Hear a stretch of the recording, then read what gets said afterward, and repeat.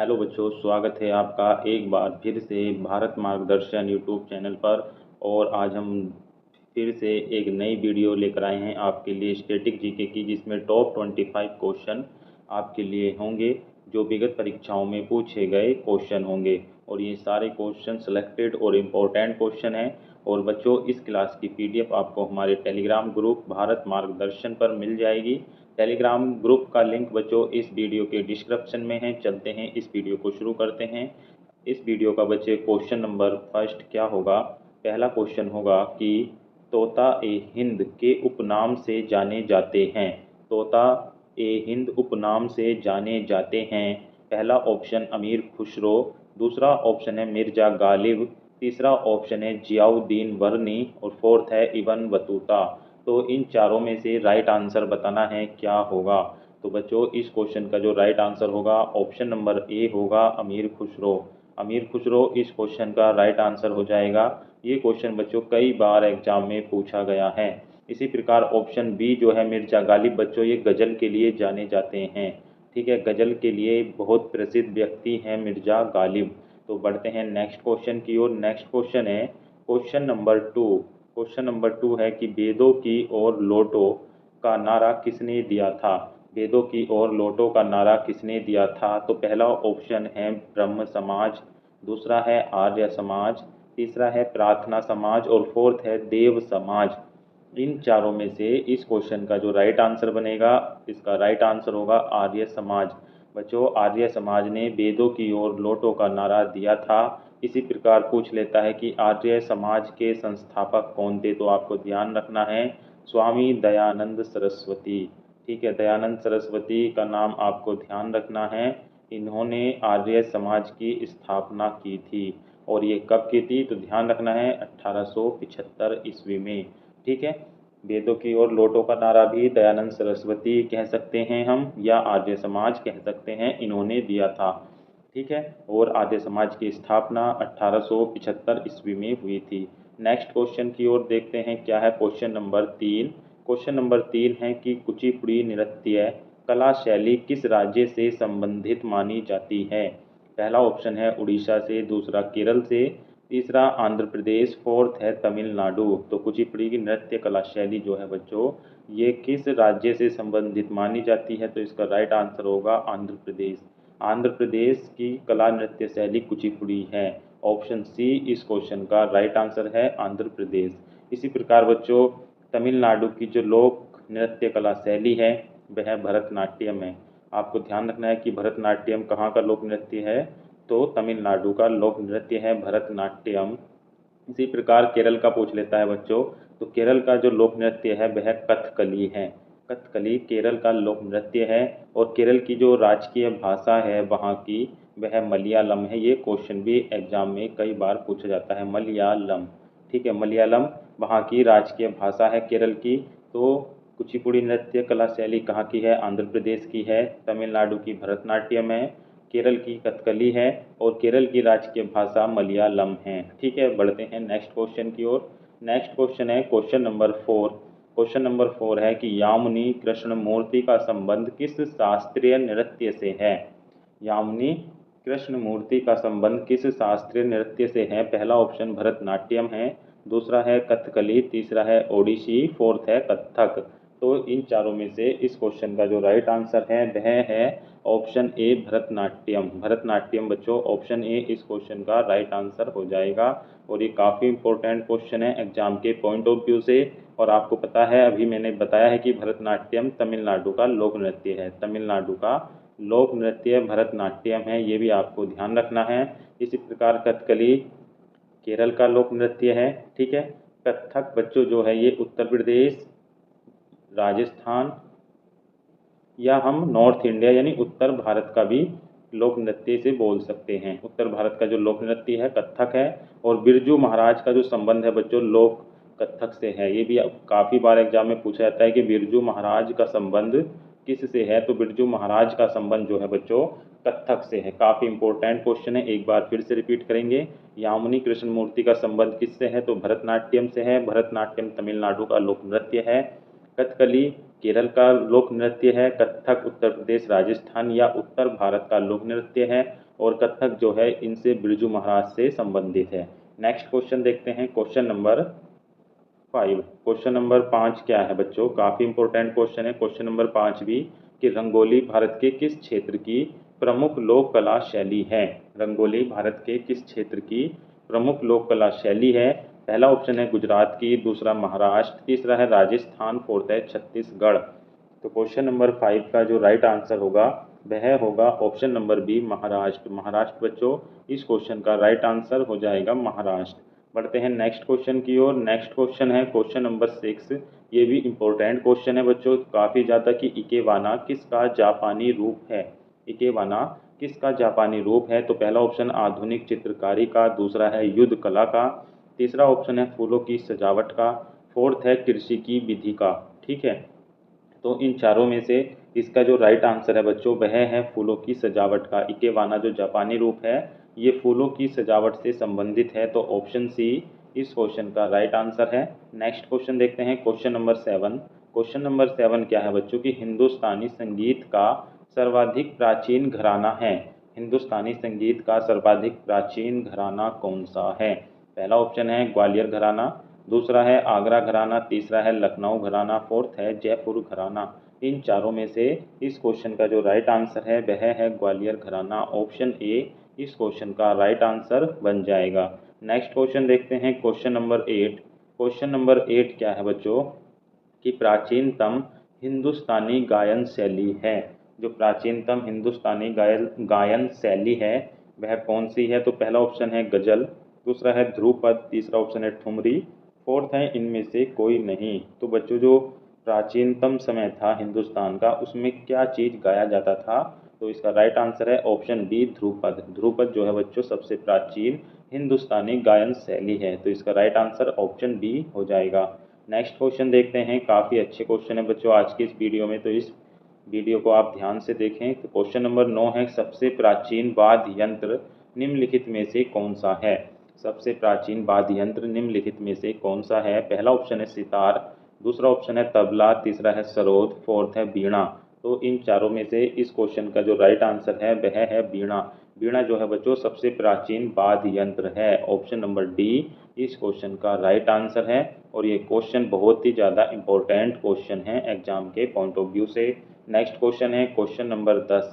Question number 10 है कि भारत में चित्रकला किसके समय में प्रसिद्धि के शिखर पर पहुंचा। भारत में चित्रकला किसके समय में प्रसिद्धि के शिखर पर पहुंचा। पहला ऑप्शन है अकबर, दूसरा जहांगीर, तीसरा शाहजहां, फोर्थ है औरंगजेब। तो क्वेश्चन नंबर 10 का जो राइट आंसर है वह है जहांगीर। ऑप्शन बी इस क्वेश्चन का राइट आंसर हो जाएगा जहांगीर। नेक्स्ट क्वेश्चन देख लेते हैं, क्वेश्चन नंबर 11। क्वेश्चन नंबर 11 क्या है बच्चों, कि बनी ठनी किस चित्र शैली से संबंधित है। बनी ठनी किस चित्र शैली से संबंधित है। पहला ऑप्शन है बूंदी शैली, दूसरा ऑप्शन है किशनगढ़ शैली से, तीसरा है चावड़ शैली से, फोर्थ है जयपुर शैली से। तो जो बनी ठनी है बच्चों ये किस चित्र शैली से संबंधित है। इसका राइट आंसर होगा ऑप्शन बी, किशनगढ़ शैली। ऑप्शन बी किशनगढ़ शैली इस क्वेश्चन का राइट आंसर है। बढ़ते हैं नेक्स्ट क्वेश्चन की ओर। नेक्स्ट क्वेश्चन है क्वेश्चन नंबर 12। क्वेश्चन नंबर 12 है कि भागवत धर्म के प्रवर्तक निम्नलिखित में से कौन थे। भागवत धर्म के प्रवर्तक निम्नलिखित में से कौन थे। पहला ऑप्शन जनक है, दूसरा बादरायण है, तीसरा कृष्ण है, फोर्थ है याज्ञवल्क्य। तो इस क्वेश्चन का जो राइट आंसर होगा वह होगा option C, Krishna.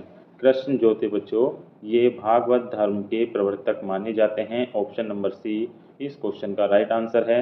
Next question देखते हैं, क्वेश्चन नंबर 13। क्वेश्चन नंबर 13 क्या है, कि पुराणों की कुल संख्या है। पुराणों की कुल संख्या है। पहला ऑप्शन है 12, दूसरा है 16, तीसरा है 18, फोर्थ है 20। तो इस क्वेश्चन का राइट आंसर ऑप्शन सी होगा 18। 18 पुराणों की कुल संख्या मानी गई है, तो ऑप्शन सी इस क्वेश्चन का राइट आंसर है। और सबसे प्राचीन पुराण जो है बच्चों वह मत्स्य पुराण होगा। ठीक है, ये भी आपको ध्यान रखना है, सबसे प्राचीन पुराण मत्स्य पुराण होगा। पुराणों की संख्या कितनी है, तो 18 है। नेक्स्ट क्वेश्चन देखते हैं, क्वेश्चन नंबर 14। क्वेश्चन नंबर 14 है कि भारतीय दर्शन की आरंभिक विचारधारा है। भारतीय दर्शन की आरंभिक विचारधारा है। पहला ऑप्शन है सांख्य, दूसरा है मीमांसा, तीसरा ऑप्शन है वैशेषिक, फोर्थ है चारबाग। तो इन चारों में से क्वेश्चन नंबर 14 का जो राइट आंसर होगा वह होगा ऑप्शन नंबर ए सांख्य। सांख्य दर्शन जो है भारतीय दर्शन की आरंभिक विचारधारा है और सांख्य दर्शन से संबंधित आचार्य कपिल हैं। तो ये भी आपको ध्यान रखना है, जो सांख्य दर्शन के प्रतिपादक हैं वह आचार्य कपिल हैं। तो ऑप्शन ए इस क्वेश्चन का राइट आंसर हो जाएगा। नेक्स्ट क्वेश्चन देखते हैं, क्वेश्चन नंबर 15। क्वेश्चन नंबर 15 है बच्चों की अष्टांगिक मार्ग किस धर्म से संबंधित है। अष्टांगिक मार्ग किस धर्म से संबंधित है। पहला है जैन धर्म, दूसरा है ऑप्शन बौद्ध धर्म, तीसरा ऑप्शन है शैव धर्म, फोर्थ है हिंदू धर्म।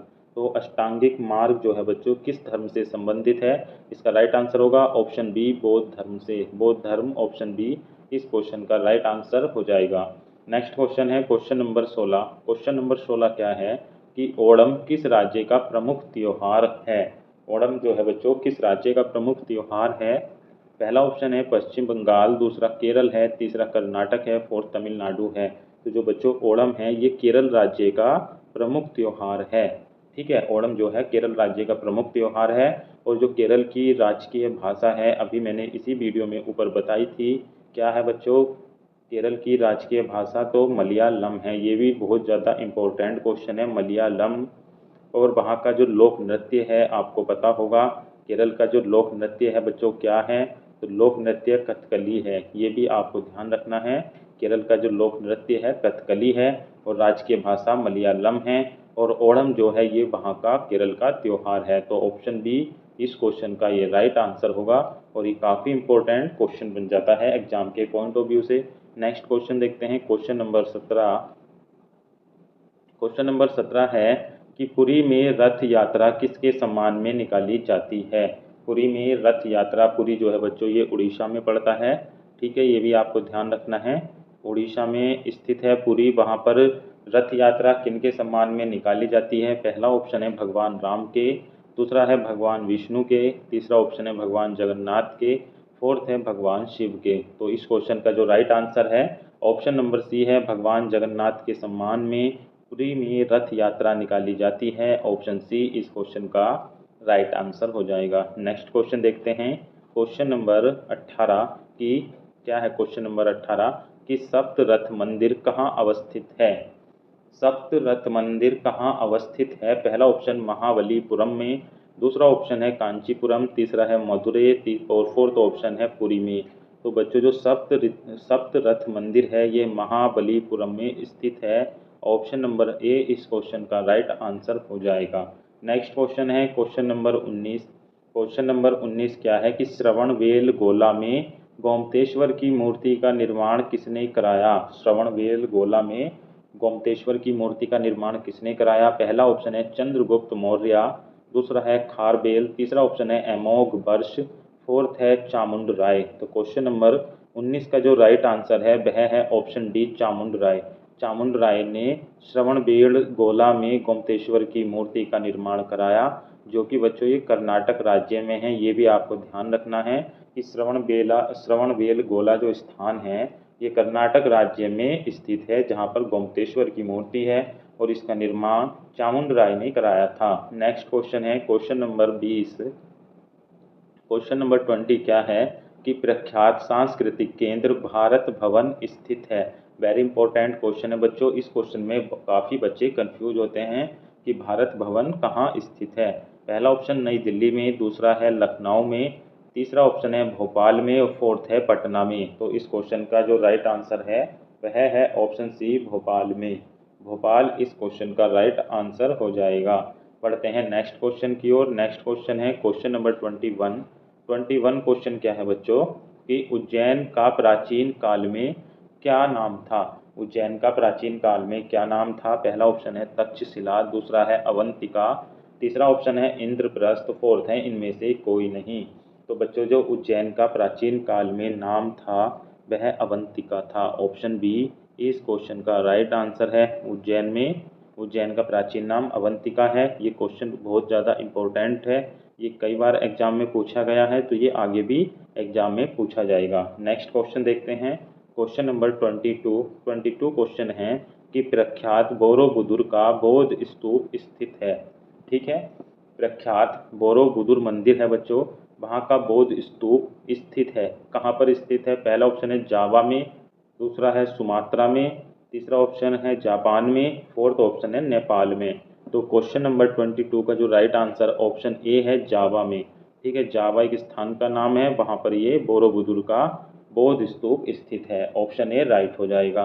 नेक्स्ट क्वेश्चन है क्वेश्चन नंबर 23 क्वेश्चन है कि कंबोडिया स्थित अंकोर वाट मंदिर किस देवता को समर्पित है?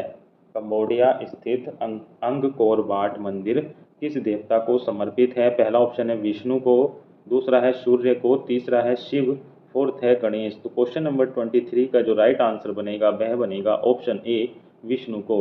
विष्णु को बच्चों अंगकोर वाट का मंदिर समर्पित है। ऑप्शन ए इस क्वेश्चन का राइट आंसर हो जाएगा। और ये भी आपको ध्यान रखना है कि अंगकोर वाट का मंदिर कहाँ पर स्थित है? तो कंबोडिया में स्थित है। नेक्स्ट क्वेश्चन देखते हैं क्वेश्चन नंबर 24 क्वेश्चन है कि भारतीय नाट्य संस्थान कहाँ स्थित है? वेरी इंपॉर्टेंट क्वेश्चन है बच्चों एग्जाम के पॉइंट ऑफ व्यू से कि भारतीय नाट्य संस्थान कहाँ स्थित है।